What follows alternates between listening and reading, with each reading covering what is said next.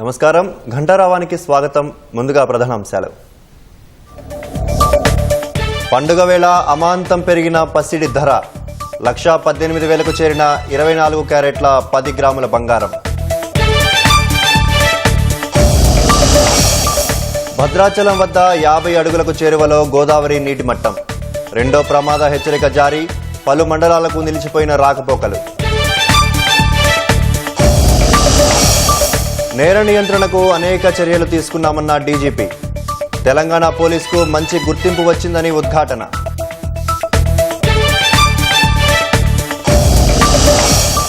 గాజాపై Trump శాంతి ప్రతిపాదనలను స్వాగతించిన మోదీ. యుద్ధం ముగిసేందుకు దోహదపడుతుందని ఆశాభావం.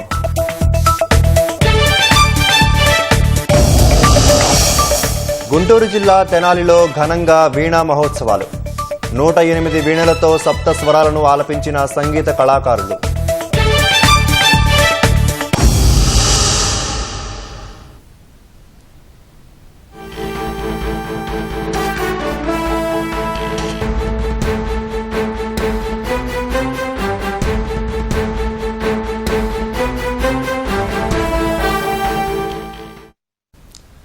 తాజా అంశాన్ని చూస్తున్నాం. బంగారం ధరలు ఆకాశమే హద్దుగా పైకి ఎగబాగుతున్నాయి.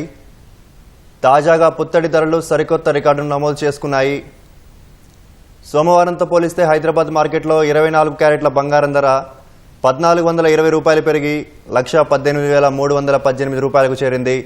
22 క్యారెట్ల 10 గ్రాముల బంగారం ధర ఒక్కరోజులో 1,300 పెరిగి 1,08,458 రూపాయలకు ఎగబాకింది. నెల రోజుల వ్యవధిలో బంగారం ధరలు 13,000 మేర పెరిగాయి. నిన్నటితో పోలిస్తే వెండి కిలో ధర 1,000 రూపాయలు పెరిగింది. ప్రస్తుతం కిలో వెండి ధర 1,61,000కు చేరింది.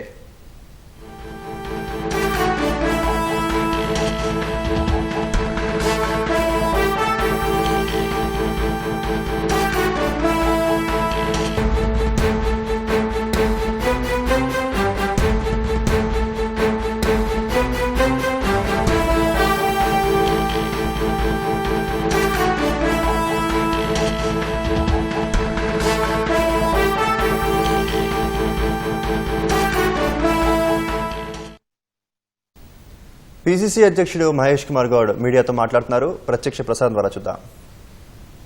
బాకీ కార్డు ఏంది? ఆ బాకీ కార్డు నవ్వుకుంటున్నారు జనం.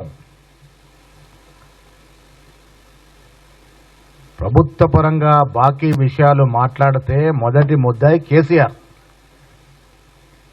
ఈ రాష్ట్రాన్ని బాకీ పాలు చేసినటువంటి ఘనుడు కేసీఆర్. మిగులు రాష్ట్రంగా పుట్టింది తెలంగాణ 2014లో. మిగులు రాష్ట్రంగా, మిగులు బడ్జెట్ రాష్ట్రంగా. అలాంటి తెలంగాణని ఇబ్బడి ముబ్బడిగా, ఒక ఆలోచన లేకుండా, శుద్ధి లేని సంసారం నడిపి ప్రభుత్వ పరంగా, కార్పొరేషన్ల పరంగా, సొసైటీల పరంగా ఎక్కడ అవకాశం ఉంటే అక్కడ బాకీలు తెచ్చి దాదాపు 8 లక్షల కోట్ల అప్పులో తెలంగాణని 8 లక్షల బాకీ రాష్ట్రంగా మార్చిన గనుడు కేసీఆర్, కేటీఆర్. ఇలా వాళ్ళు బాకీల గురించి మాట్లాడుతూ ఉన్నారు. మేము ఇచ్చిన మాట నిలబెట్టుకునే ప్రయత్నంలో భాగంగా ప్రభుత్వం వచ్చిన మొదటి రోజునే ఉచితంగా మహిళలకి బస్సు సౌకర్యం ఇస్తే ఇది బాకీ పడ్డట. మీరు 10 ఏళ్ళు నిరుద్యోగులు మోసం చేసి కొట్టని దెబ్బ కొడితే మేము అధికారంలోకి వచ్చిన 11 మాసాల్లోనే 65,000 ఉద్యోగాలు ఇస్తే బాకీ పడ్డట. గ్రూప్ 1, గ్రూప్ 2 ఉద్యోగాలు ఇస్తా ఉన్నాం. నిరుద్యోగ యువత కలలి సాకారం చేస్తే బాకీ పడ్డట. మహిళలకి 500 రూపాయలు సబ్సిడీ గ్యాస్ మీద ఇస్తే మేము బాకీ పడ్డట. 200 యూనిట్ లోపు కరెంటు కాల్చిన కుటుంబాలు ఈ రాష్ట్రంలో 80% ఉన్నాయంటే అది బాకీ పడ్డట. మీరు చేసిన బాకీ తీర్చడానికి ప్రతి నెల 6,500 కోట్లు తెలంగాణ కాంగ్రెస్ ప్రభుత్వం మీరు చేసిన అప్పుకి, కేసీఆర్ కుటుంబం పాలించి ఈ రాష్ట్రాన్ని పాలించి మీరు చేసిన 8 లక్షల బాకీకి ఇన్స్టాల్మెంట్ ఇంట్రెస్ట్గా 6,500 కోట్లు ప్రతి నెల, అంటే దాదాపు 80,000 కోట్లు సంవత్సరానికి కడతా ఉన్నాం. మీరు చేసిన బాకీ మేము తీరుస్తా ఉంటే మేము బాకీ పడ్డట. రైతు భరోసా, రైతు బంధు, వరి మీద బోనస్ ఇస్తే బాకీ పడ్డట. ఏ లెక్కన కాంగ్రెస్ ప్రభుత్వం బాకీ పడ్డది? ప్రజల ఆశయాలకు అనుగుణంగా, ప్రజల ఆకాంక్షలకు అనుగుణంగా పాలన చేస్తూ ఇలా రేవంత్ రెడ్డి గారి నాయకత్వంలో ప్రజలకు చేరువవుతా ఉంటే ఓర్వలేక లోపాయికారిగా బీజేపీ, బీఆర్ఎస్ పార్టీ ఒకటై ఇంకా కాంగ్రెస్ పార్టీని ఎదుర్కోలేమని వాస్తవాన్ని తెలుసుకొని ఈ బాకీ కార్డుల పేరట మోసం చేస్తూ ఉన్నారు. హాస్యాస్పదంగా ఉంది, ప్రజలు నవ్వుకుంటా ఉన్నారు. ఈ రాష్ట్రాన్ని దివాలా తీసింది మీరు, బాకీల పాలు చేసింది మీరు, అన్ని విధాలుగా సర్వనాశనం చేసింది మీరు. నిరుద్యోగులు ఓట్లేసుకొని పచ్చి వాళ్ళని మోసం చేసి ఎన్నో ఆత్మహత్యలకు కారకులైనటువంటి మీరు మీ ఇంట్లో ఉద్యోగాలు పెట్టుకున్నారు, మీ సర్వం కుటుంబం ఉద్యోగాలు ఇచ్చుకున్నారు. నిరుద్యోగులు మాత్రం కనబడలే. ఇది మోసం కాదా? కవులని, కళాకారులని, కార్మికుల్ని, కర్షకుల్ని, రైతుల్ని అందరినీ మోసం చేసి ఓట్లేసుకొని అందరికీ ఎగనామం పెట్టింది వాస్తవం కాదా? ఎవరు ప్రజలకి బాకీ పడ్డారు? మీరు పడ్డారా, మేం పడ్డామా? ఏ ముఖం పెట్టుకొని బాకీ కార్డులు మస్తున్నారు కేటీఆర్ గారు, మా పాత మంత్రులంతా ఏ ముఖం పెట్టుకొని మస్తారు? ప్రజలు నిలదీస్తారు మిమ్మల్ని. మీరు ఇస్తాన ఉద్యోగాలు ఏమైనాయి? మీరు మోసం చేసిన దళిత బంధు ఎంతమంది దళితులకు ఇచ్చారు? దళిత బంధు ఇది బాకీ పడలేదా మీరు ప్రజలకి? ఎన్ని ప్రాజెక్టు తీసుకొచ్చినారు తెలంగాణకి? ఎంత విదేశీ రుణం తీసుకొచ్చారు తెలంగాణకి? మీ 10 ఏళ్ల పాలన పాత నవాబులు మించిన పాలన. మీ స్వార్థం కోసం కాళేశ్వరం లాంటి ప్రాజెక్టులో మీరు దోసుకున్న తీరు, ఫార్ములా ఈ రేస్, ఈ కార్ రేస్లో కేటీఆర్ దోసుకున్న తీరు ప్రజలన్నీ గ్రహిస్తూ ఉన్నారు. బీదవాడి స్వప్నం రేషన్ కార్డు, 40 లక్షల రేషన్ కార్డు అప్లికేషన్లు వస్తే ఒక్క కార్డును ఇచ్చిన పాపన పోయినరా? ఇది మీరు బాకీ పడ్డ తీరు కాదా? మీరు రేషన్ కార్డులు ఇస్తాను వచ్చి మోసం చేసి ఈ 40 లక్షల మందికి మీరు బాకీ లేరా? ఈ 40 లక్షల మంది బాకీ ఎవరు తీరుస్తా ఉన్నారు ఇవాళ? కాంగ్రెస్ పార్టీ, రేవంత్ రెడ్డి గారి ప్రభుత్వం 40 లక్షలు ఇస్తూ ఇలా 1,20,00,000 మందికి రేషన్ కార్డులు ఇచ్చి దాదాపు 3 కోట్ల మందిని రేషన్ ఇస్తూ ఆదుకుంటా ఉన్నాం. దేశ చరిత్రలో ఎక్కడ లేని విధంగా సన్న బియ్యం ఇస్తే బాకీ పడ్డట. ఎవరైనా ఊహించినారా సన్న బియ్యం తింటామని ఈ రాష్ట్రంలో? మీరు విద్యా వ్యవస్థని వెస్టర్న్ సర్వనాశనం చేస్తే ఇంటిగ్రేటెడ్ స్కూల్స్తో ఇలా రాష్ట్రాన్ని తీర్చిదిద్దా ఉంటే బాకీ పడ్డట. స్కిల్ యూనివర్సిటీ, ఏ యూనివర్సిటీ, ముచ్చర్లో 4 సిటీ, మెట్రో లైన్, రోడ్ల నిర్మాణం, ఇవన్నీ చేస్తూ ఉంటే ఎవరికి బాకీ ఉన్నట్టు ఇవల్ల? ఏ ముఖం పెట్టుకొని బాకీ పాటలు మోస్తా ఉన్నారు? ప్రజలు తిరగబడతారు, జాగ్రత్త. ఇలా ఎరువుల పేరిట కేంద్ర ప్రభుత్వం మోసం చేస్తూ ఉంది. బీఆర్ఎస్తో లోపాయికారు ఒప్పందంలో వచ్చి సకాలంలో ఎరువులు ఇవ్వక కాంగ్రెస్ పార్టీని బద్నాం చేయాలన్న కుట్రలో భాగంగా కేంద్ర ప్రభుత్వం ఎరువులు ఆపింది. ఇది వాస్తవం కాదా? 10 ఏళ్లు మీరు కలిసి సంసారం చేశారు. కేంద్రంలో జరిగిన ప్రతి బిల్లులో ఓటేశారు. ఇవాళ కూడా మీరు కలిసే ఉన్నారు. కలిసి ఉన్నారు కాబట్టే కాంగ్రెస్ మీద కుట్రపూరితంగా వ్యవహరిస్తూ ఉన్నారు. ఇబ్బడి ముబ్బడిగా అప్పులు తెచ్చి సర్వనాశనం ఈ రాష్ట్రాన్ని చేసింది కేసీఆర్ ప్రభుత్వము. ఇది యావత్ ప్రపంచానికి తెలుసు. ఆ బాకీ, ఆ బరువు ఇలా కాంగ్రెస్ పార్టీ మోస్తా ఉంది. మేము చేయని అప్పుకి మేము ఇన్స్టాల్మెంట్ ఇంట్రెస్ట్ రూపాయన 6,500 కోట్లు ప్రతి నెల కడతా ఉన్నాము. సంవత్సరానికి 80,000 కోట్లు, దాదాపు 2 సంవత్సరాలుగా 1,50,000 పైచిలకు మీరు చేసిన బాకీకి మేము ఇన్స్టాల్మెంట్ కడుతూ వస్తా ఉన్నాము. ఇలా టీఆర్ఎస్ పార్టీ పరిస్థితి ఏంటంటే పార్లమెంట్లో 0 వచ్చింది, 0, చాలా చోట్ల డిపాజిట్ పోయింది. ఎమ్మెల్సీ ఎన్నికల్లో అభ్యర్థి దొరకలే. కనీసం స్థానిక సంస్థల ఎన్నికలైనా ఉనికి కాపాడుకుందామని ఇలాంటి కుట్రల కుతంత్రాలకి తెరదీస్తా ఉంది. ప్రజలు దీన్ని అర్థం చేసుకుంటారు. కేంద్ర ప్రభుత్వం ఇవాళ జీఎస్టీ తగ్గించామని గొప్పలు చెప్పుకుంటా ఉంది. అరే, ఇన్నేళ్లు జీఎస్టీ పెంచి సంవత్సరాలుగా దేశ ప్రజల్ని దోచుకొని జీఎస్టీ పేరిట 1,000 కోట్లు సంపాదించి ఇలా జీఎస్టీ తగ్గిస్తే ఎవరికి నష్టమైతా ఉంది? జీఎస్టీ తగ్గింపు వల్ల 7,000 కోట్లు తెలంగాణకి సంవత్సరానికి నష్టమవుతా ఉంది. మళ్ళీ గొప్పలు చెప్పుకుంటా ఉన్నాం మేము తగ్గించామని. బీజేపీ బీఆర్ఎస్ పార్టీ ఒక్కటే, కలిసే సంసారం చేస్తా ఉన్నారు. కాంగ్రెస్ ఎదుర్కోవడానికి కలిసి కుట్రలు కుయంత్రాలు పన్నుతా ఉన్నారు. ప్రజలు అర్థం చేసుకోవాలి. తెలంగాణ ప్రజలకి మీ ద్వారా మేమిచ్చే సలహా సూచనలు, కేసీఆర్ గారు 10 ఏళ్లుగా చేసిన 8 లక్షల కోట్ల అప్పుకి ప్రజల చేత ఎన్నుకోబడ్డ కాంగ్రెస్ పార్టీ, కాంగ్రెస్ ప్రభుత్వం ప్రతి నెల 6,500 కోట్ల అప్పు ఇన్స్టాల్మెంట్ కడుతూ వారు చేసిన అప్పుని మనం తీరుస్తా ఉన్నాము. అరకొర నిధులుండి కూడా ఏ అంశాన్ని కూడా ఏ ఇచ్చిన వాగ్దానం కూడా జారవించకుండా మెల్లమెల్లగా అన్ని చేస్తా ఉన్నాము. దాంట్లో భాగంగానే రైతు భరోసా ఇవ్వగలిగినాము, రైతు రుణమాఫీ చేయగలిగినాము.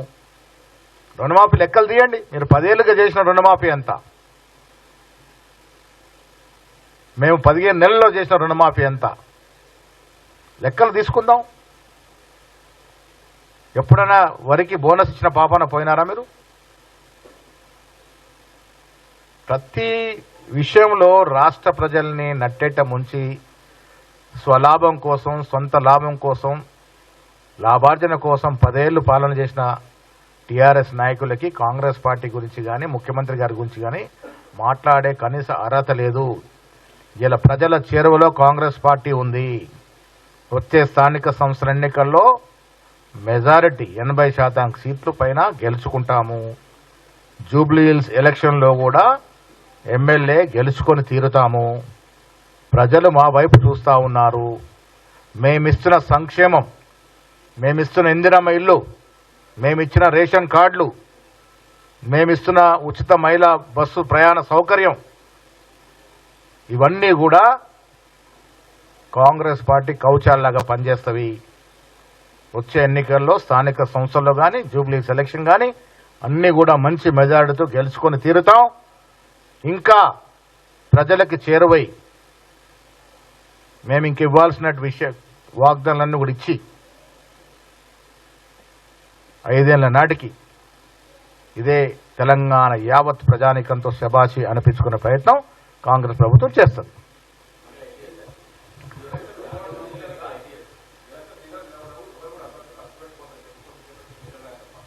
ఎలక్షన్లు ఇప్పుడు ఈటెల రాజేందర్ గారు బీసీ బిడ్డగా చెప్పుకుంటాడు. నేను ఇవాళ మీ ద్వారా వారికి ఒక సూటి ప్రశ్న. చిత్తశుద్ధి ఉంది కాంగ్రెస్ పార్టీ కాబట్టి 2 చట్టాలని అసెంబ్లీలో చేయగలిగినాము. ఒకటి స్థానిక సంస్థలో 42% రిజర్వేషన్ ఇస్తూ, ఒకటి విద్యా ఉపాధిలో. 2 ఎక్కడ ఆగిన ఈటెల రాజేందర్ గారు? మీరు పార్లమెంట్ సభ్యులు కదా, కేంద్రం లాగితే ఒక్కసారన్నా అరే కిషన్ రెడ్డి పక్కన పెట్టు, నువ్వు కానీ మీ బండి సంజయ్ కానీ కేంద్రంలోకి వెళ్ళి మా 2 చట్టాలు ఇక్కడ ఉన్నాయి ఇవ్వండి, మా బీసీ జనం కాడి నోటికాటి ముద్ద లాక్కోవద్దని అడిగిన పాపన పోయినరా? ముదిరాజ్ బిడ్డగా చెప్పుకుంటావు కదా నువ్వు. ఇంకేం ముఖం పట్టుకుని ఇలా ఎన్నికలు నిలబోవు అవి. అరే మా చిత్తశుద్ధిలో లేపం లేకుండా 3 సార్లు మేము చట్టాలు చేసినాం, ఒక ఆర్డినెన్స్ ఇచ్చినాం, జీవో వచ్చి ఎన్నికలకు పోతా ఉన్నాం. మాకు ధైర్యం ఉంది, ప్రజలకు ఇచ్చిన కమిట్మెంట్ ఇవ్వాలని ఒక అకుంఠిత దీక్షతో ఉన్నాం కాబట్టి మళ్ళీ జీవో ఇచ్చి ముందర పోతా ఉన్నాం. మీరు సహకారం చేయాల్సింది పోయి కోర్టులో పిఎల్ లేపిస్తా ఉన్నారు. ఇదే టీఆర్ఎస్ బీఆర్ఎస్ నాయకులు బీజేపీ నాయకులు కుమ్మక్కై వారు బయటకు రాకుండా తెర వెనుకుండి కోర్టులో పిఎల్ఏసి ప్రయత్నం చేస్తూ ఉన్నారు. బీసీ బిడ్డల యొక్క నోటికాడి కూడును తలదన్నే ప్రయత్నం చేస్తూ ఉన్నారు బీజేపీ బీఆర్ఎస్ నాయకులు. ఎందుకు కేంద్రం దగ్గరికి వెళ్ళి అడగట్లే మీరు? ఇలా కేంద్రం దలుచుకుంటే ఒక రోజులో చట్టం అవుద్ది కదా, 42% ఓబీసీలకు వస్తుంది కదా, ఆ ధ్యాస ఎందుకు లేదు మీకు? ఇలా బీజేపీ పార్లమెంట్ సభ్యులుగా ఉన్నారు, జీవితాంతం బీసీ బిడ్డగానే ఓట్లు అడిగినారు, బీసీ నాయకుడికి ఎదిగినారు. మీరు బీసీల కోసం మాత్రం మీ ప్రయత్నం చేయరు, చేసే వారి మీద నిందలేస్తారు. ఇలా కాంగ్రెస్ పార్టీ రేవంత్ రెడ్డి అయినప్పుడు కూడా మేమందరం కలిసి చట్టాలు చేయడం, కుల సర్వే చేయడం 1930 తర్వాత స్వాతంత్రం పూర్వం చేసిన కుల సర్వే తర్వాత మొట్టమొదటిసారి దేశంలో కుల సర్వే చేసిన ఘనత కాంగ్రెస్ పార్టీది. రాహుల్ గాంధీ ఆశయాన్ని రేవంత్ రెడ్డి గారు ముందుకు తీసుకెళ్తూ ఈ రాష్ట్రంలో కుల సర్వే చేయించినారు, చట్టాలు ఇచ్చినాం.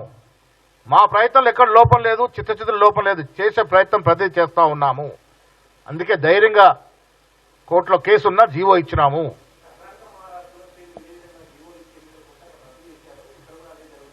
ఇక్కడ మేము కోర్టుకు విన్నవించాం. అసెంబ్లీలో ఇదే ఈటెల రాజేందర్ గారి పార్టీ సభ్యులు ఓటేశారు కదా, చట్టం అయింది కదా, ఏకగ్రీవంగా చట్టం అయింది కాబట్టి ఇక్కడ వెసులుబాటు అని అడుగుతా ఉన్నాము. మేము 3 చట్టాలు తొక్కిపెట్టింది ఎవరు? కేంద్ర ప్రభుత్వం కదా, బీజేపీ ప్రభుత్వం కదా. ఒక ఆర్డినెన్స్ 2 చట్టాలు అక్కడ, 3 చట్టాలు అక్కడ తొక్కిపెట్టబడ్డాయి. దాని గురించి ఎందుకు మాట్లాడాడు ఈటెల రాజేందర్? బండి సంజయ్ ఎందుకు మాట్లాడతలేడు? ఏంటి మీ చిత్తశుద్ధి? బీసీల పట్ల మీకున్న చిత్తశుద్ధి ఏంటి? మీరు బీసీల గురించి మళ్ళీ మాట్లాడే హక్కు మీకు ఎక్కడిది? ఇలా మేము ధైర్యంగా బీసీలకు ఇవ్వాలని మొండి ధైర్యంతో ముందుకు పోతా ఉన్నాం, ప్రతి ప్రయత్నం చేస్తూ ఉన్నాం. దాంట్లో భాగంగానే జీవో ఇచ్చాం. మళ్ళీ ఎన్నికలు పోయే ఈ వేళ కోర్టులో పిఎల్ ఎంచుకో ఆపే ప్రయత్నం చేస్తాం. ఇప్పుడు నేను విజ్ఞప్తి చేస్తా ఉన్నాను అన్ని పార్టీలకి, బీసీల కాడి నోటుకొచ్చిన ముద్ద తలదనొద్దు, అందరూ సహకరించండి. 42% రిజర్వేషన్ ఎన్నికలు పోదాము, బీసీ వాళ్ళకి 42% ఇచ్చి తీరుదామనే సంకల్పంతో ఉన్నాం. కాబట్టి మాతో కలిసి రాక మీరు దొంగ నాటకాలు ఆడితే ప్రజలు గ్రహిస్తలేరా? ఇది మరి బీజేపీ రాష్ట్ర స్వాగతిస్తే మరి ఆయన ఎత్తుతున్న ఈటెల గారు దాన్ని ఎలా తిరస్కరిస్తారు? బీసీ వ్యతిరేకిస్తున్నాడు. అరే తమిళనాడు తరలో మనం కూడా చట్టం చేసుకుందాము. ఇక్కడ 56.33% బీసీలు ఉన్న అఫీషియల్ డాక్యుమెంట్ ఎస్టాబ్లిష్ అయింది. వారికి అందాల్సిన ఫలాలు వారికి అందాలని రాహుల్ గాంధీ దృఢ నిశ్చయంతో పోరాటం చేస్తా ఉన్నాడు. అరే కేంద్రంలో ఉన్న రాహుల్ గాంధీ పోరాటం చేస్తాడు, రాష్ట్రంలో ఉన్న రేవంత్ రెడ్డి ఉబలాట పడతాడు ఇవ్వడానికి. బీసీ బిడ్డలు మీకేం నొప్పి అని అడుగుతా ఉన్నాను నేను. మీరెందుకు ముందు రావట్లే? మీరెందుకు మాతో చేయగలిపి ఇది సాధించుకుందామని చెప్పట్లేదు? ఆ ధైర్యం ఎందుకు లేదు మీకు? బీజేపీ ఎంపీ రఘునందన్ రావు మీడియాతో మాట్లాడుతున్నారు. ప్రత్యక్ష ప్రసారం ద్వారా చూద్దాం. అన్న ఇది నీ ప్రభుత్వమే కదా, మీ కాంగ్రెస్ పార్టీ ప్రభుత్వమే కదా, నువ్వే పిసిసి అధ్యక్షునివి కదా, ఎందుకు చర్య తీసుకోమని చెప్తలేవు మీ మంత్రుల మీద? నీకు తెలియదా ఏ మంత్రులు ఏం చేస్తుర్రో ఇంట్లో? వారికి తెలుసనే నేను అనుకుంటున్నా. తెలియకపోతే వారిని ఉత్తరం రాయమను ఏఐసిసి అధ్యక్షునికి. ఇక వీళ్ళంతా ఇంట్లో ఇన్వాల్వ్ అయ్యారని తెలిసింది. ఇక బీజేపీ ఎంపీ ఇట్లా ఫోటోలు చూపించి మనల్ని తిడుతుండు. ఇప్పుడే కంప్లైంట్ యువర్ ఏఐసిసి లేదా ముఖ్యమంత్రి గారితో విత్ ఇన్ ద 4 walls మాట్లాడు. నేను 100% చెప్తా ఉన్నా, దీంట్లో అవినీతి జరిగింది, అన్యాయంగా పర్మిషన్ ఇచ్చిర్రు, అక్రమంగా నిర్మాణాలు జరుగుతున్నాయి. పేదోడి గుడిసె గులగొట్టేటువంటి హక్కు ఉన్నటువంటి ఈ కాంగ్రెస్ ప్రభుత్వానికి పెద్దోడి ఈ బంగ్లాను ఆపేందుకు ఎందుకు హక్కు లేదనేది నేను అడుగుతున్న సూటి ప్రశ్న. థ్యాంక్ యూ అన్న. రేపు కలుద్దాం. మీ 42% రిజర్వేషన్ మీద మేము కలుస్తాం రేపు మీతో.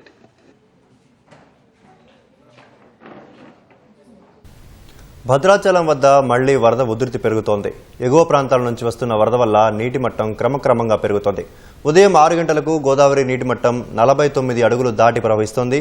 దీంతో 2వ ప్రమాద హెచ్చరికను జారీ చేశారు. నీటి మట్టం పెరగడంతో చర్ల, దుమ్ముగూడెం, వాజేడు, వెంకటాపురం మండలాలకు వెళ్లే ప్రధాన రహదారిపై దుమ్ముగూడెం మండలం తూరుబాక వద్ద వరద నీరు చేరడంతో ఆయా మండలాలకు రాకపోకలు నిలిచిపోయాయి.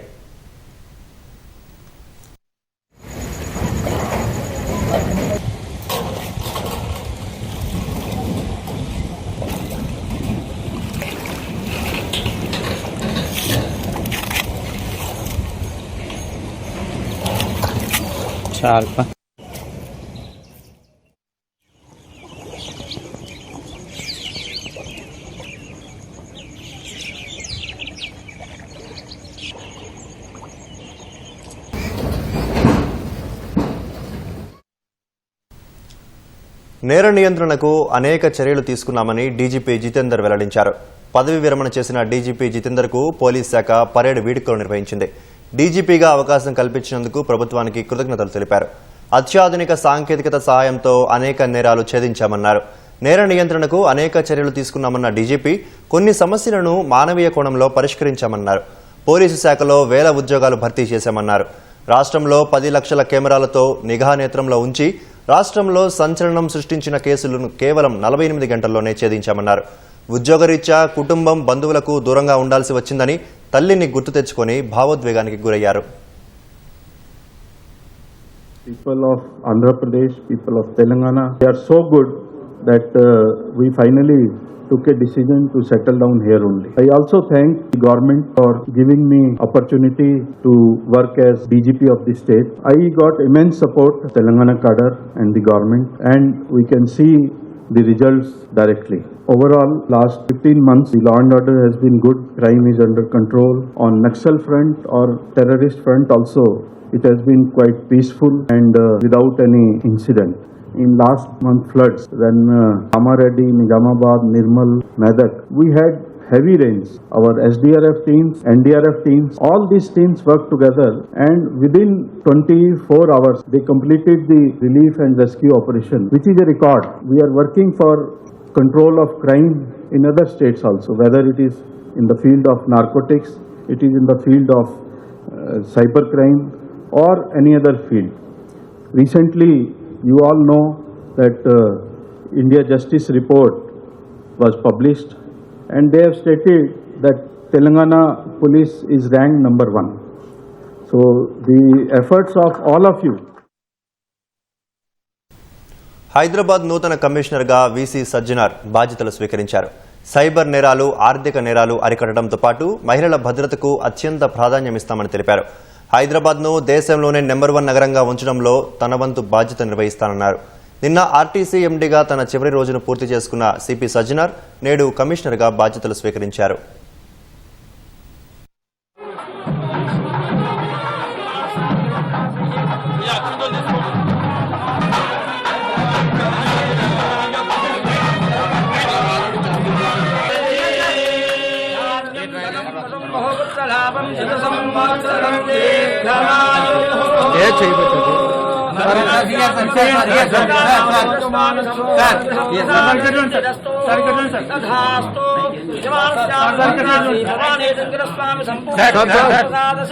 అరే చెయ్యబ్బా చేయని పట్టండి. Okay sir.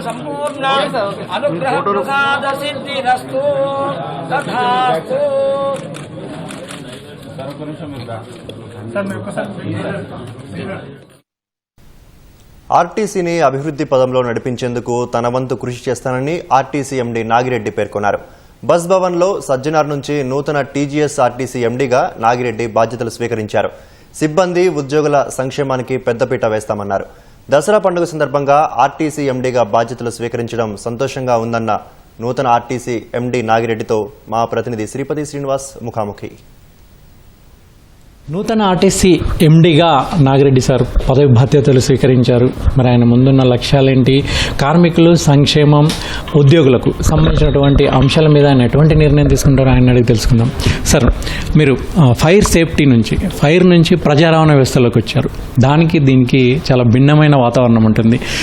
ఆర్టీసీ ఎండీగా పదవి బాధ్యతలు చేపట్టిన తర్వాత మీ ముందున్న లక్ష్యాలేంటి? ఇప్పుడు మన రాష్ట్రంలో దాదాపు 10,000 బస్సులతోటి 40,000 మంది సిబ్బందితోటి ఈ యొక్క ఆర్టీసీ నడుస్తుంది. ప్రతిరోజు కూడా 60 లక్షల మందిని ప్రజల్ని వాళ్ళ యొక్క గమ్యస్థానాలకు చేరుస్తున్నాం. సో దీంట్లో ప్రజల్ని సేఫ్గా వాళ్ళ ఇంటికి చేర్పించడము, అదేవిధంగా ఈ యొక్క ఆర్టీసీని బాగా నడిపించడం అనేది ప్రధానమైనటువంటి కర్తవ్యం. సో దీంట్లో మా యొక్క సిబ్బంది కానీ తర్వాత అధికారులతోటి మాట్లాడి ముందు ఏ కార్యక్రమాలు చేస్తే ఇంకా బాగా పనిచేస్తుందని ఆలోచించి దాని ప్రకారం ముందుకెళ్తాం. మహాలక్ష్మి మహిళలకు ఉచిత రవాణా సౌకర్యం పైన మీరు ఎటువంటి దృష్టి కేంద్రీకరిస్తారు? ముఖ్యంగా మహిళలకు సరిపడా బస్సులను కేటాయించడంలో మీరు ఏ విధంగా దానికి సంబంధించినటువంటి చర్యలు తీసుకుంటారు? ఇప్పుడు దాదాపు 67% ప్రయాణికులు మహాలక్ష్మి ప్రోగ్రాం ద్వారా విమెన్ ట్రావెల్ చేస్తున్నారు. సో వారికి సౌకర్యంగా ఉండే విధంగా ఎన్ని బస్సులైనా కానీ మనము ఏర్పాటు చేద్దాము. అదేవిధంగా ఈ యొక్క టైమింగ్స్ కానీ తర్వాత వారి యొక్క లోపల ఉన్నటువంటి వస్తువులన్నీ కూడా చూసుకుంటూ ముందుకెళ్తాం. ఆర్టీసీకి ఉద్యోగులతో పాటు కార్మికులు, ప్రయాణికులు ఇవన్నీ కూడా 3 సమానంగా ఉంటాయి. అందులో భాగంగా కార్మికుల సంక్షేమం కోసం మీరు ఎటువంటి నిర్ణయాలు తీసుకుంటారు? సంక్షేమం అనేది ప్రధానమైనటువంటి ఇష్యూ. ఏ ఆర్గనైజేషన్లో అయినా కానీ వారికి ఎటువంటి ఇబ్బంది లేకుండా అందరూ కూడా బాగా వారి యొక్క ఫుల్ కెపాసిటీతో పనిచేసే విధంగా, అదేవిధంగా వారి యొక్క బాగోగులు చూసుకుంటూ ముందుకెళ్తాం. కీలకమైన దశలో అంటే దసరా ఆపరేషన్స్ సమయంలో మీరు బాధ్యతలు చేపట్టారు. అంటే ఆర్టీసీలో దసరా, సంక్రాంతి అనేది చాలా కీలకమైన అంశం. దీన్ని మీరు ఎట్లా స్వీకరిస్తారు? అంటే దసరా సందర్భంగా చేయడం అని చాలా సంతోషకరమైనటువంటి విషయము.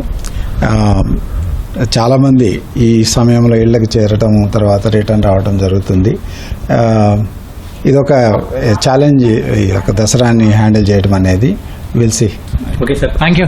ఇది మొత్తానికి అయితే ఫైర్ సర్వీస్ నుంచి ప్రజా రవాణా వ్యవస్థకు రావడం అనేది చాలా సంతోషకరమైన అంశం అని ఎండి నాగిరెడ్డి సార్ అంటున్నారు. మొత్తానికైతే ప్రజలు, ఆర్టీసీ కార్మికులు, ఉద్యోగులు ఇవన్నింటినీ కూడా సమన్వయం చేసుకుంటూ ముందుకెళ్తామని అంటున్నారు.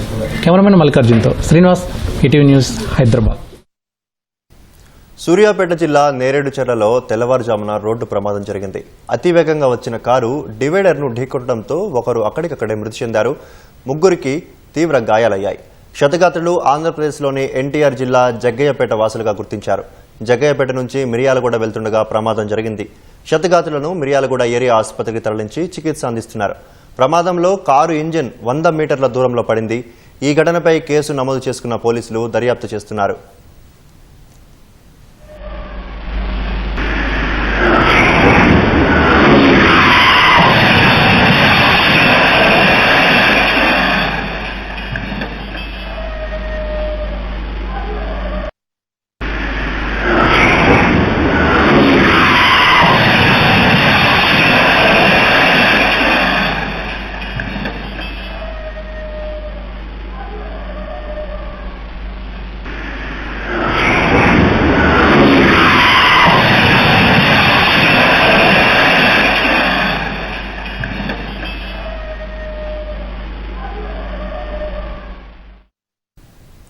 తెలుగు తల్లి ఫ్లైఓవర్ను తెలంగాణ తల్లి ఫ్లైఓవర్గా రాష్ట్ర ప్రభుత్వం నామకరణం చేసింది.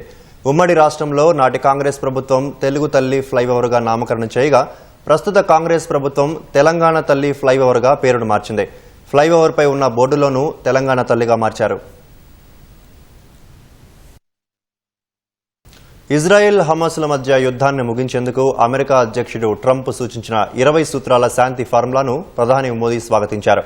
ట్రంప్ ప్రణాళిక దీర్ఘకాలిక శాంతికి మార్గమని ఎక్స్ మాధ్యమంలో పేర్కొన్నారు. పాలస్తీనా, ఇజ్రాయెల్ ప్రజలతో పాటు పశ్చిమాసియా ప్రాంతానికి దీర్ఘకాలిక స్థిరమైన శాంతి భద్రతకు ఈ ప్రణాళిక దోహదపడుతుందని మోదీ తెలిపారు. యుద్ధాన్ని ముగించి శాంతిని నెలకొల్పే ఈ ప్రయత్నానికి అందరూ మద్దతిస్తారని ఆశిస్తున్నట్లు చెప్పారు.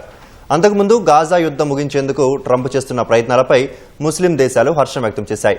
Qatar, Jordan, UAE, Indonesia, Pakistan, Egypt, Turkey, Saudi Arabia దేశాలు ఈ మేరకు సంయుక్త ప్రకటన విడుదల చేశాయి. ట్రంప్ ప్రణాళికకు ఫ్రాన్స్ ప్రధాని ఇమ్మాన్యుయల్ మెక్రాన్, ఇటలీ ప్రధాని జార్జియా మెలోని కూడా మద్దతు తెలిపారు. ఇండోనేషియాలోని జావా ద్వీపంలో రాత్రివేళ ఒక బోర్డింగ్ స్కూల్కు చెందిన 4 అంతస్తుల ప్రార్థనా స్థలం కూలి ఒకరు ప్రాణాలు కోల్పోయారు.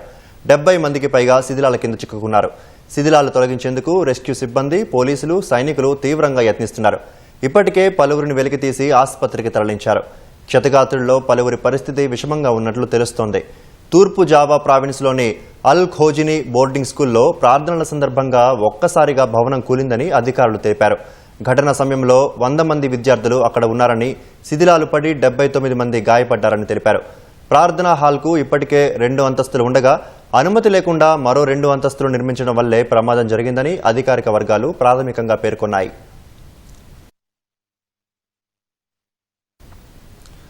లండన్లో మహాత్మా గాంధీ విగ్రహం వద్ద జాత్యహంకారులు రాసిన అవమానకర రాతల్ని అక్కడి భారత రాయబార కార్యాలయం తీవ్రంగా ఖండించింది. అహింసా దినోత్సవానికి కొన్ని రోజుల ముందు జరిగిన ఈ ఘటన కేవలం విధ్వంసం మాత్రమే కాదని మహాత్ముడి వారసత్వంపై జరిగిన హింసాత్మక దాడిగా అభివర్ణించింది. దీనిపై తక్షణ చర్యలు తీసుకోవాలని స్థానిక అధికారులను కోరుతున్నట్లు ఓ ప్రకటనలో భారత ఎంబసీ తెలిపింది. లండన్లోని టావిస్టాక్ స్క్వేర్ వద్ద ధ్యానం చేస్తున్నట్లుగా మహాత్మా గాంధీ విగ్రహం ఉంది. అక్టోబర్ 2న గాంధీ జయంతి నేపథ్యంలో అక్కడ వేడుకలు జరగనున్నాయి. ఈ క్రమంలో అక్కడి జాత్యహంకారులు గాంధీ విగ్రహం వద్ద భారత వ్యతిరేక రాతలు రాశారు. గాంధీతో పాటు ప్రధాని మోదీ పేరును సైతం అందులో పేర్కొన్నారు. గాంధీ విగ్రహం వద్ద అవమానకర వ్యాఖ్యల నేపథ్యంలో అధికారులు అప్రమత్తమయ్యారు. విగ్రహ పునరుద్ధరణపై చర్యలు చేపట్టినట్లు వెల్లడించారు.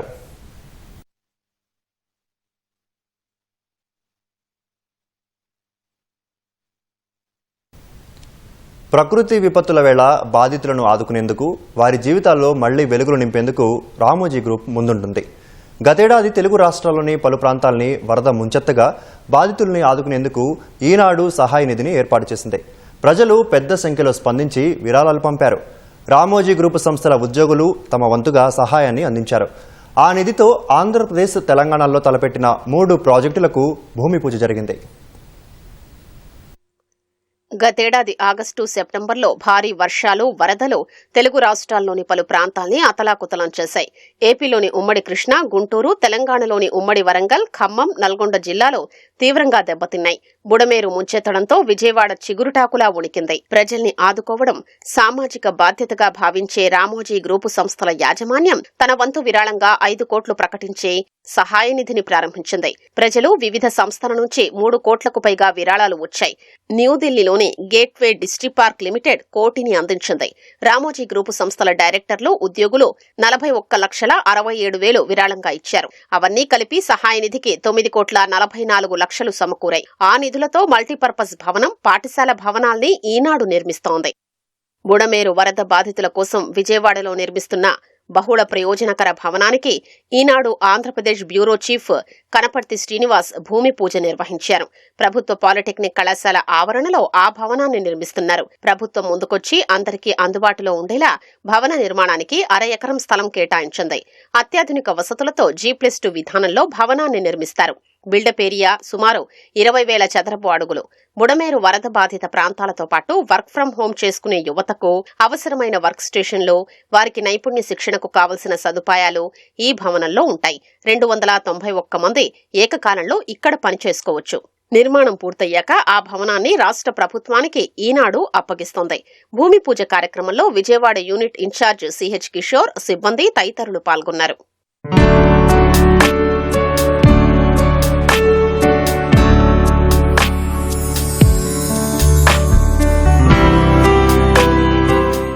గతేడాది సెప్టెంబర్లో ఆకస్మిక వరదలకు మున్నేరు వాగు ఉప్పొంగడంతో ఖమ్మం జిల్లా ఏదులాపురం పురపాలిక పరిధిలోని జలగం నగర్లో జెడ్పీ ఉన్నత పాఠశాల ముంపునకు గురై దెబ్బతింది. మున్నేరు వాగు ముంపు భయం, ఇరుకు గదులతో బడిలోని 394 మంది విద్యార్థులు ఆందోళన చెందుతుండటంతో సహాయ నిధితో నూతన భవన నిర్మాణాన్ని ఈనాడు తలపెట్టింది. భవనం నిర్మాణానికి రెవెన్యూ శాఖ మంత్రి పొంగులేటి శ్రీనివాసరెడ్డి భూమి పూజ చేశారు. కార్యక్రమంలో MP Ramasahayam Raghuram Reddy, collector Anudeep Durishetti, police commissioner Sunil Dutt, Eenadu Telangana bureau chief ML Narasimha Reddy తదితరులు పాల్గొన్నారు.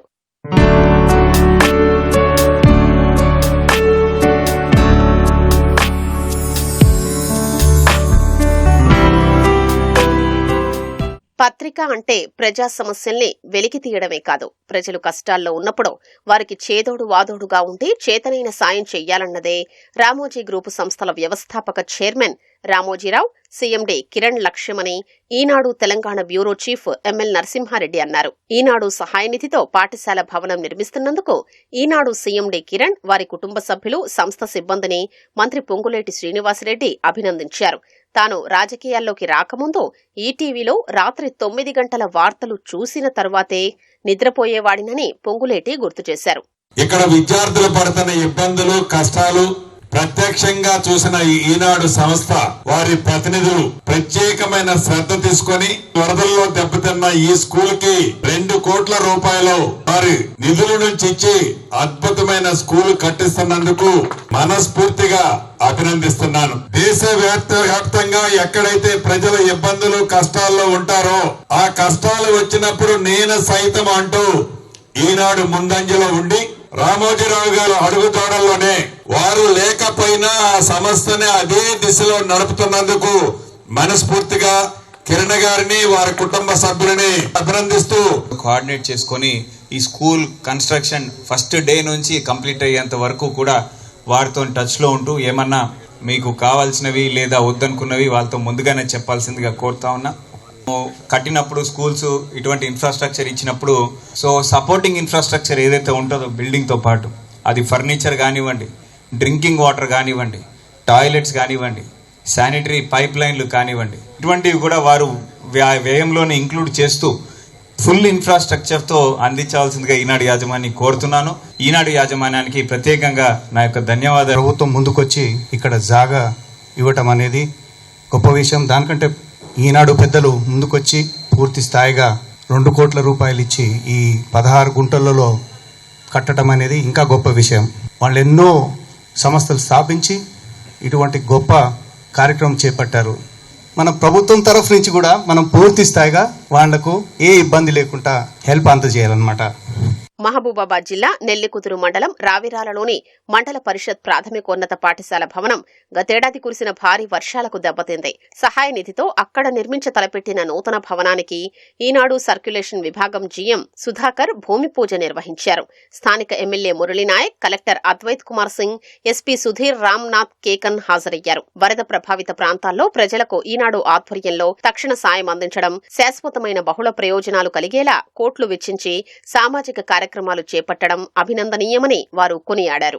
రావిరాల గ్రామం మొత్తం వరదకు ముంపై గ్రామంగా లేకుండే ఈనాడు గ్రూప్ ఆఫ్ ఇన్స్టిట్యూషన్స్ వాళ్ళు ఇక్కడ ప్రత్యేక శ్రద్ధ తీసుకొని 1,06,00,000 రూపాయలతో ఎడ్యుకేషన్ ఇన్స్టిట్యూషన్ కట్టిస్తున్నారంటే అది నిజంగా కూడా మాటల్లో చెప్పలేనిది.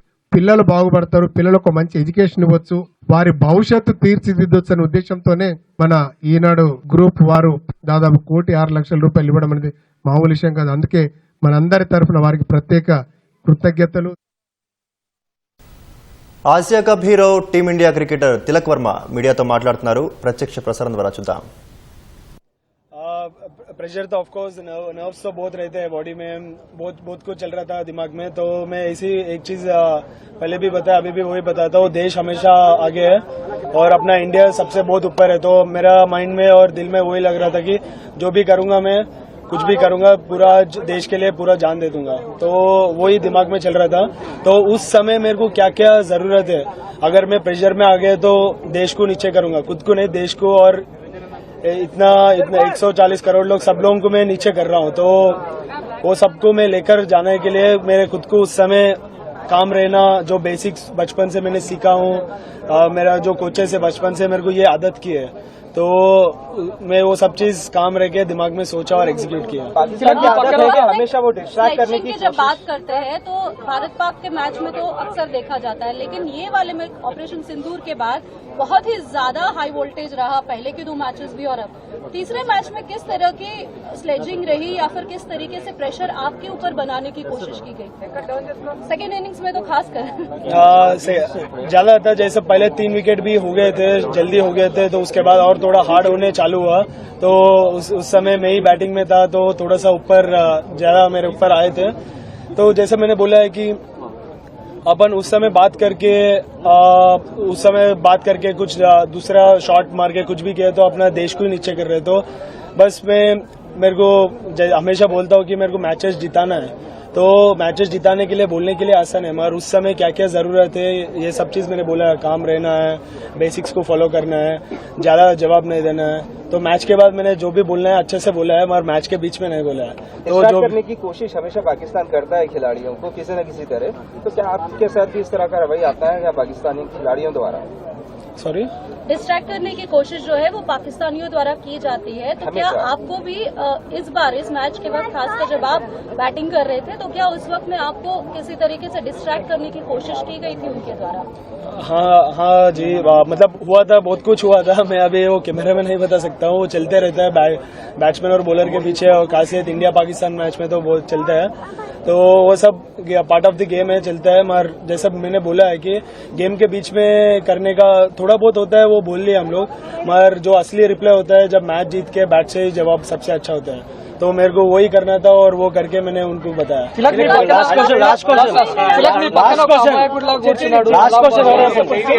కోచ్ గురించి ఏం చెప్తారు? మీ పక్కన అసలు ఆయన చూస్తే ప్రతిసారి మిమ్మల్ని ముందు నుంచి నడిపిస్తా ఉన్నాడు. ఆల్మోస్ట్ క్రికెట్ బేసిక్స్ నుంచి ఇక్కడ స్టార్ట్ చేశారు. సో కలాం గురించి చెప్పాలంటే మీరు ఏం చేస్తారు? इसी में एक सवाल जोड़ता हूँ। तेलुगु और हिंदी में जवाब देता हूँ, इसके बाद तेलुगु में बोलता हूँ। कुछ लोग इसको ना हिंदुस्तान और पाकिस्तान हिंदू मुस्लिम भी करते हैं, देश में हो या देश के बाहर हो। तो सलाम साहब आपके कोच हैं, तो किस तरह आप इस तरह तालमेल को देख रहे हैं, जुगलबंदी को देख रहे हैं? నాకు చిన్నప్పటి నుంచి అంతా అతనే చిన్నప్పటి నుంచి స్టార్ట్ చేసింది. నేను లీగల్ క్రికెట్ అకాడమీలో నాకు సలాం బయాష్ ఇంకా పృథ్వీ అన్న చిన్నప్పటి నుంచి నాతో కలిసి ఉన్నారు. వాళ్ళ హార్డ్ వర్క్సే ఇప్పుడే నేను ఉన్న స్టేజ్ లో యాజ్ ఎ తిలక్ వర్మ అని అందరిని గుర్తుపడతారు. బట్ తిలక్ వర్మ లేనప్పుడు ఇద్దరే నా వెనకాల ఉండేది. నేను నా ప్రొఫైల్స్ లో గానీ ఎక్కడ గానీ చిన్నప్పటి నుంచి నేను ఆల్వేస్ నా క్రెడిట్ అంటే మదర్, ఫాదర్, నా కోచెస్. సో వాళ్ళకే క్రెడిట్ ఇస్తా. They are everything to me, అన్ని వాళ్ళే నాకు. సో ఏ లెవెల్కి వెళ్ళినా మన గురు నుంచే ఇండియన్ టీం గురు నుంచి చూసాము, విరాట్ కోహ్లీ, సచిన్ సార్ నుంచే చూసాము కోచెస్ కి ఎలా రెస్పెక్ట్ ఇచ్చి ఎంత చేస్తారో. So the same steps I also follow. ఇంకా నాకు అంటే ఎక్కువ మాటలేం చెప్పలేం, అంటే ఎవ్రీథింగ్ అంటే దే ఆర్ ఎవ్రీథింగ్ అంతే.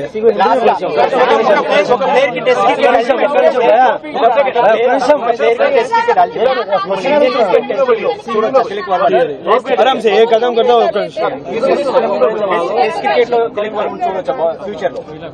सर इसी चीज को हिंदी में बोलिए। टेस्ट क्रिकेट लो तिलक वर्मा చూడొచ్చా? ఎన్నడూ ఒక player test cricket sir Hindi बोलिए। मैं ये चीज बोला बचपन से स्टार्ट करे तब से जैसा भी मेरा नाम है सब लोग जानते हैं तिलक वर्मा है बोल के. जब जो तिलक वर्मा कुछ नहीं था, जब बचपन से मैंने स्टार्ट किया है, मेरे कोचेस ही मेरे साथ में है, बचपन से मेरे साथ है. सलाम भाई सर और पृथ्वी भाई भी मेरे साथ हमेशा बचपन से है. और मैंने स्टार्ट किया लीगला क्रिकेट एकेडमी में, इधर ही स्टार्ट किया. और हमेशा मेरा जब भी मुझे अप्स एंड डाउन्स गेम में तो आते रहते हैं, तो मेरे को जैसा है कि मेरे को हमेशा कॉन्फिडेंस आता है. जब भी मैं इधर प्रैक्टिस के लिए आता हूँ, वही मेरे को कॉन्फिडेंस आता है खुद ब खुद. जैसा मैं ये मट्टी में आऊंगा तो कॉन्फिडेंस मेरे को हमेशा आता है. तो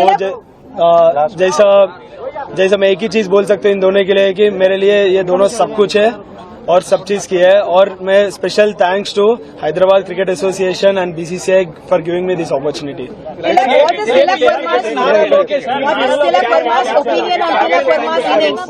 What is Tilak Verma's opinion on Tilak Verma's innings? Is this your best ever performance? Hindi, English, दोनों में बोल दीजिए. I think I would rate this one of the best innings, and with this I could also rate one more innings which I played before in Chennai against England. But of course, playing in Asia Cup, that too against Pakistan in under pressure, is one of the greatest feelings. So I would rate these my one of the best innings. Comparing to my 200s, these are best feeling I ever experienced. So 10 runs after the last over, what was going on in your mind at that time? I was calm under pressure. I know that I'll win the game, so I was just thinking about my country and just focusing on the ball, one ball at a time I was playing, and I backed myself and I have done for my country, so I'm so proud of it.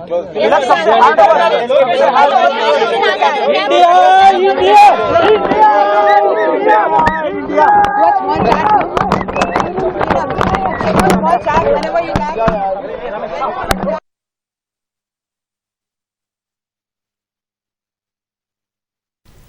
2026 ఫిబ్రవరికి ముందే H1B వీసాల జారీ ప్రక్రియలో గణనీయమైన మార్పులు ఉంటాయని America వాణిజ్య మంత్రి Howard Lutnick తెలిపారు. ఆ సమయంలో H1B వీసా దరఖాస్తుకు $1,00,000 రుసుము అమల్లోకి రానుంది.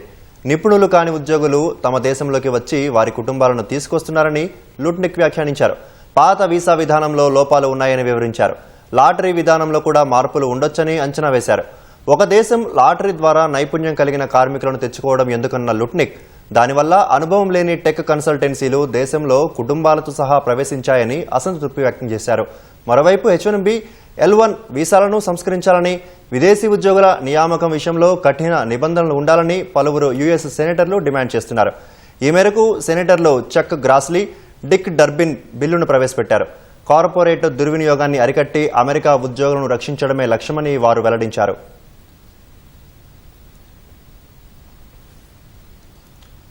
ఇన్వెస్టిగేషన్ పోలీసుల పరిభాషలో చెప్పాలంటే కేసు పరిశోధన, నిశిత పరిశీలన, ఘటనా స్థలంలో ఆధారాల గుర్తింపే అసలు సిసలైన పోలీసింగ్. నెలలు సంవత్సరాల పాటు సాగిన కేసులో కూడా ఒక చిన్న క్లూ పెద్ద చిక్కుముడిని విప్పుతుంది.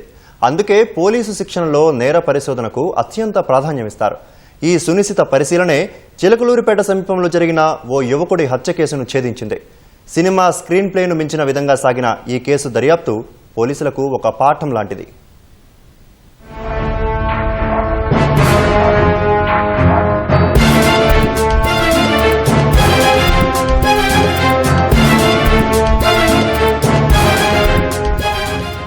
సరిగ్గా 3 నెలల క్రితం పల్నాడు జిల్లా ఎడ్లపాడు సమీపంలోని జాతీయ రహదారి పక్కన కాలువలో గుర్తు తెలియని యువకుడి మృతదేహం కాలిపోతున్నట్లు పోలీసులకు సమాచారం వచ్చింది. వారు వెళ్లి చూసేసరికి అప్పటికే మృతదేహం పూర్తిగా కాలిపోయింది. అయితే జిల్లా మండల పరిధిలో ఎక్కడా యువకుడి మిస్సింగ్ కేసు నమోదు కాకపోవడంతో ఇతర ప్రాంతంలో చంపి ఇక్కడికి తీసుకొచ్చి కాల్చివేసి ఉంటారని పోలీసులు భావించారు. రాష్ట్ర వ్యాప్తంగా ఇతర మిస్సింగ్ కేసులు పరిశీలించినప్పటికీ వారికి ఎలాంటి ఆధారం లభించలేదు. అప్పుడే పోలీసులు మరోసారి ఘటనా స్థలాన్ని క్షుణ్ణంగా పరిశీలించారు. అప్పుడు అక్కడే వారికి ఓ ఆధారం దొరికింది. అదే ఈ కేసులో కీలకమైంది.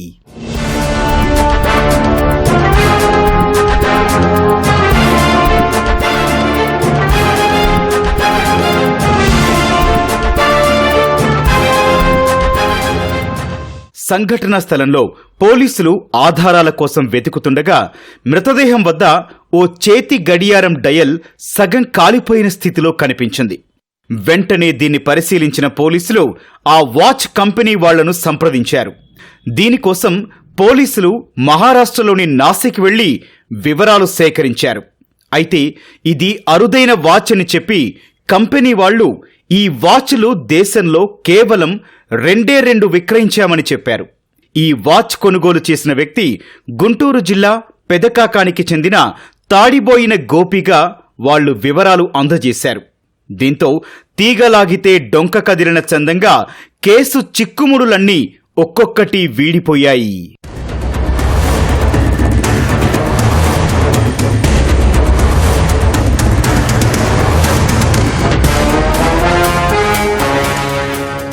సాఫ్ట్వేర్ ఇంజనీర్గా పనిచేసిన గోపికి తల్లిదండ్రులు లేరు, అమ్మమ్మ మాత్రమే ఉంది. సినిమా మోజుతో ఉద్యోగం వదిలేసిన గోపి స్వగ్రామం వచ్చి లఘు చిత్రాలు, వెబ్ సిరీస్లు నిర్మిస్తున్నాడు. ప్రత్యేకంగా ఓ బ్యానర్ పెట్టి తానే నిర్మాతగా కొత్తగా మిషన్ మంగళాద్రి అనే వెబ్ సిరీస్ సైతం ప్రారంభించాడు. అయితే ఈ క్రమంలో గుంటూరుకు చెందిన షేక్ అఫ్రీన్ ద్వారా ఆమె సోదరుడు ఇమ్రాన్తో గోపీకి పరిచయమైంది.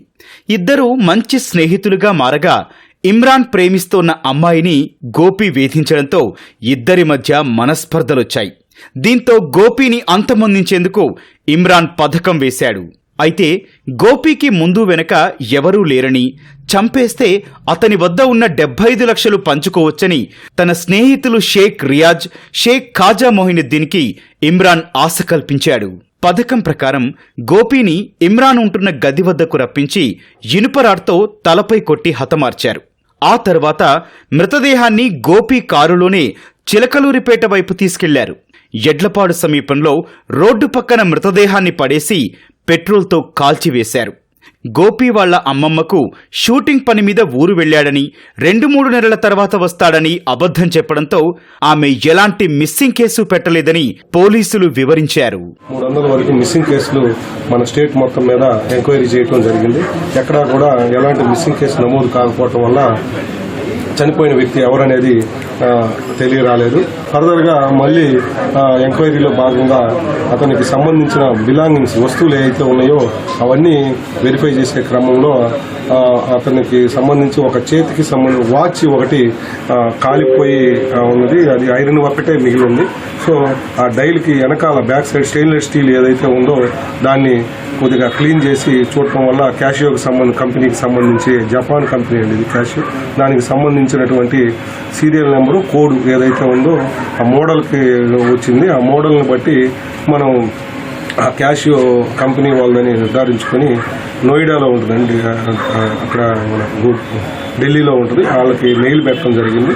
ఆ డిసీజుడు ఎవరనేది తాడిపోయిన గోపి, ఇతను దక్షిణామూర్తి సెబాస్టియన్ క్రియేషన్స్ అని ఒక బ్యానర్ను పెట్టి వెబ్ సిరీస్ మిషన్ మంగళాద్రి అని ఒక మూవీ తీస్తూ ఇతను ఒక ప్రొడ్యూసర్గా ఉన్నాడండి. ఇతన్ని 3 నెలల నుంచి కనపట్టలేదని చెప్పారు. ఇతని పేరు తాడిపోయిన గోపి. వెంటనే మేము అతనితో సంబంధం ఉన్నటువంటి వ్యక్తులను ఎవరైతే ఉన్నారో బాగా దగ్గరగా ఉన్నోళ్ళు చివరిసారిగా అతను ఎవరితో మాట్లాడాడు, దీన్ని బట్టి టెక్నికల్గా మా ఐటీ కోర్ టీం వారు కూడా పూర్తి సహాయ సహకారాలు అందించారు. గోపిని హత్య చేసిన నిందితులు అతని ఏటీఎం కార్డు ద్వారా రోజుకు 1,00,000 చొప్పున డ్రా చేసుకుంటూ హైదరాబాద్ తదితర ప్రాంతాల్లో జల్సాలు చేశారు. పోలీసులకు చనిపోయింది గోపి అని తేలడంతో అతనితో సన్నిహితంగా ఉండేవారి వివరాలు సేకరించడంతో నిందితులు పట్టుబడ్డారు. దొరకదు, కేసు ఇంకా అయిపోతుంది అనుకున్నటువంటిది కూడా పోలీసులు చేంజ్ చేసి నిరసన గుండెల్లో ఒక భయం కలిగే విధంగా ఈ కేసుని ఛేదించడం జరిగింది. మామూలుగా 3 months ట్రై చేసిన చిన్న క్లూ కూడా దొరకలేదు. కానీ దీంట్లో ఒక చిన్న క్లూ పట్టుకొని సిఐ గారు వారి సిబ్బంది బ్రహ్మాండంగా కేసును డిటెక్ట్ చేయడం జరిగింది. 75 లక్షల డబ్బులు అతని అకౌంట్ లో ఉంటే ఆ డబ్బుల కోసం ఆశపడి దుర్మార్గంగా అతన్ని చంపి పెట్రోల్ పోసి కాల్చి రోడ్డు మీద పడేస్తే ఎలాంటి క్లూ లేనటువంటి ఈ కేసులో ఒక చిన్న వాచ్కి సంబంధించిన కాలిపోయినటువంటి వాచ్కి సంబంధించినటువంటి దాన్ని పట్టుకొని ఈ కేసును సక్సెస్ఫుల్ గా డిటెక్ట్ చేయడం జరిగింది. తెలంగాణ సంస్కృతికి ప్రతీక అయిన బతుకమ్మ పండుగను విదేశాల్లోనూ ఘనంగా జరుపుతున్నారు. యూకేలోని బర్మింగ్హామ్లో తెలుగు అసోసియేషన్ బతుకమ్మ పండుగను ఘనంగా నిర్వహించింది. ఈ సంప్రదాయ ఉత్సవంలో మహిళలందరూ పాల్గొని బతుకమ్మ ఆడారు. సంప్రదాయ దుస్తులు ధరించి బతుకమ్మలను పేర్చి వాటి చుట్టూ తిరుగుతూ పాటలు పాడుతూ నృత్యం చేశారు. చిన్నారులు సైతం కోలాటాలతో నృత్యాలు చేశారు.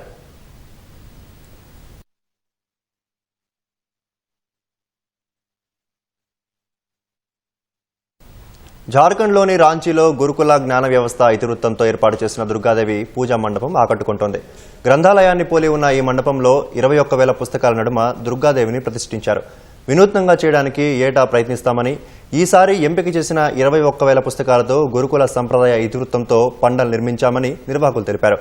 వీటిలో మత గ్రంథాలు, రామాయణం, మహాభారతం, భగవద్గీత, రాజ్యాంగ నమూనా, హిందీ వర్ణమాల, సైన్స్, చరిత్ర, జార్ఖండ్ ఉద్యమంపై పుస్తకాలు వంటివి ఉన్నాయి. నేటి యువతకు మత గ్రంథాలపై అవగాహన కల్పించడం, ప్రజల్లో తగ్గుతున్న పుస్తక పఠన అలవాటును ప్రాచుర్యంలోకి తీసుకురావడమే లక్ష్యంగా ఈ మండపాన్ని నిర్మించారు.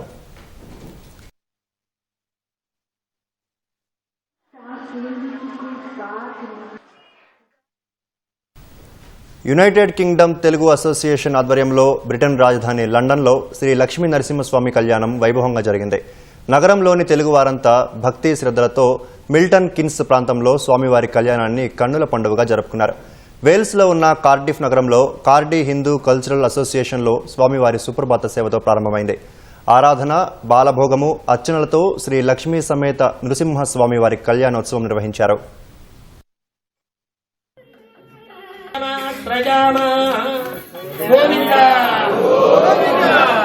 लक्ष्मी माली की वाहन मांगल्य गोविंदा लक्ष्मी नारसिंह स्वामी गोविंदा